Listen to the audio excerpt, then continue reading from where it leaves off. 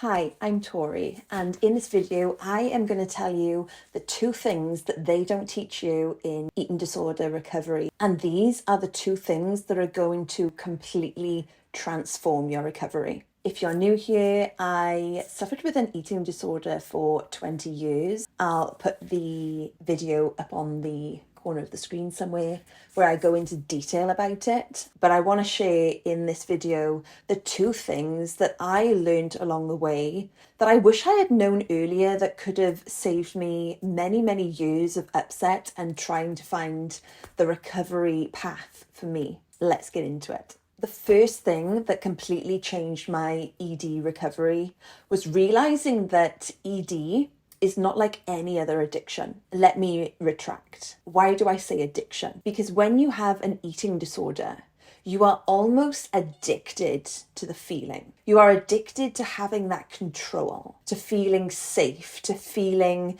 you have control over your weight and you know what to do. And in that, I mean, you have total control over your food. You are meticulously controlling what you eat, what you don't eat, the times that you eat, the quantity that you eat, the variety that you eat, or you are really restricted. So when I say that ED isn't like any other addiction, it's that if you are addicted to smoking, to drinking, to taking drugs, to any other thing, you can completely cut those things out. You can completely cut out smoking, cut out drinking, but you cannot cut out eating. You are already cutting out eating, so it's almost like the reverse. So instead of cutting it out, you are reintroducing food. And in doing so, you have relapses because you are relearning to eat again, which seems like the most simple thing, right? We breathe, we eat, we drink to keep us alive.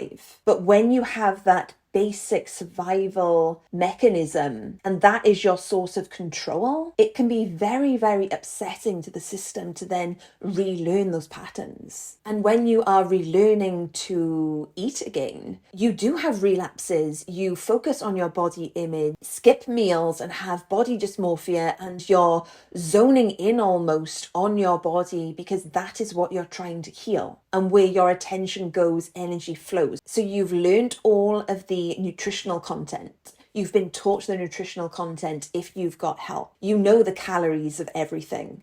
And still you're experiencing these relapses. The binge eating, the body dysmorphia, the restrictive eating, the manipulation of your eating. And you can't quite find the golden key, the fix. And what helped me was to go a level below that. So great, you know the nutritional content, you're eating again, you are aware of the calories that you're eating, but are you aware of that food and what it is doing for your body? Go a layer below, learn what that apple does for you, what that pineapple does for you.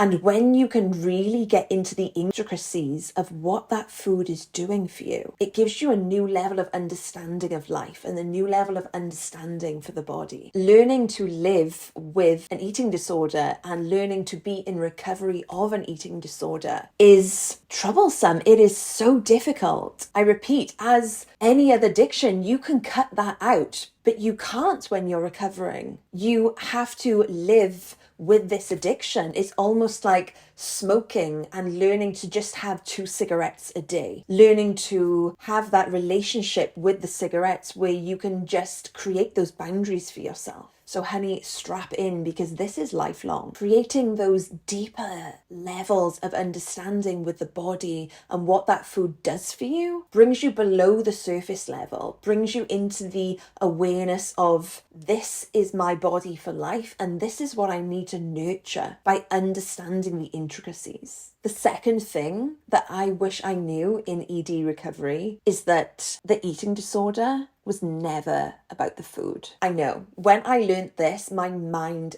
blew. open. You have an eating disorder and you think that everything is to do with the food, that you're controlling your food because you want to lose weight, that you don't have enough motivation, that you don't have enough strictness with yourself, that your relapses are your fault because you weren't strict enough with yourself. You didn't have a good enough plan. And I'm here to tell you that all that is not correct. Your eating disorder has nothing to do with food restriction. And it has everything to do with not wanting to feel your emotions at the time that you initiated it. So let me explain that. When you were younger, or when you started having the intention to control and restrict your food, maybe at the time your life felt out of control. Maybe you were experiencing a loss in the family, or something was going on, you were going through exams, someone died in the family, or maybe there was just something going on that made you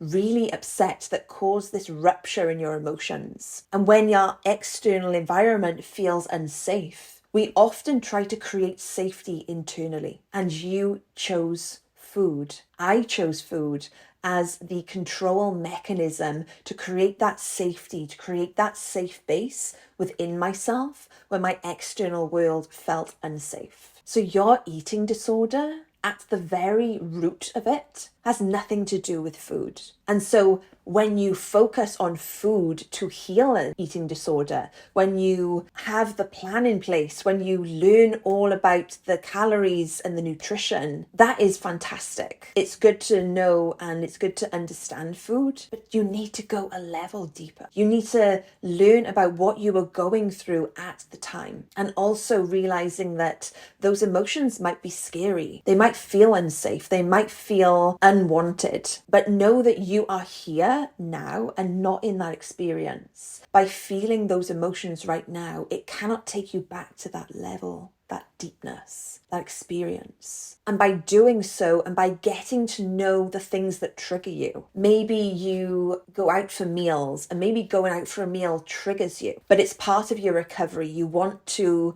live a normal life and go out for meals and enjoy food with your friends and your family. And if you know that going out for a meal can trigger you and make you feel restricted and make you feel panicked almost by going out for a meal, you can prepare.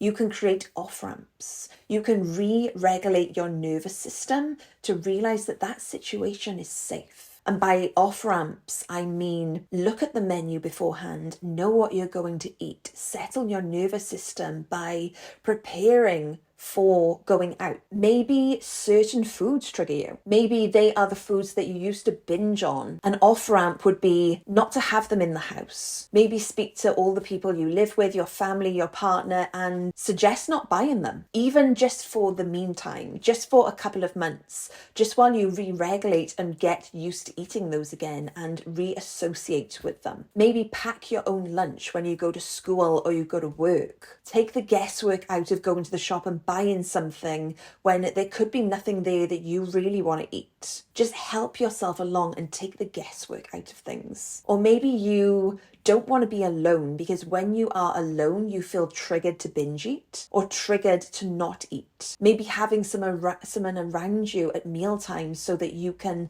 have that accountability. Maybe spending your lunchtime with someone and not spending it alone if you know that that triggers you being alone. So just to recap, your eating disorder is not like any other addiction. So give yourself some grace. You are relearning to do something that you have calibrated your body not to do. There will be relapses. It's not a linear path, but learning just to have some grace with yourself, learning the nutritional content and what it actually does for your body, what your body needs to sustain itself, and what all the food does that keeps you alive. And the second thing is that your eating disorder has nothing to do with food, and everything to do with the emotional state and the emotions, the ruptures in your emotions that you experienced when your eating disorder began, that you didn't want to feel, that felt too scary to feel. And learning these two things really helped me in my recovery. If you're interested in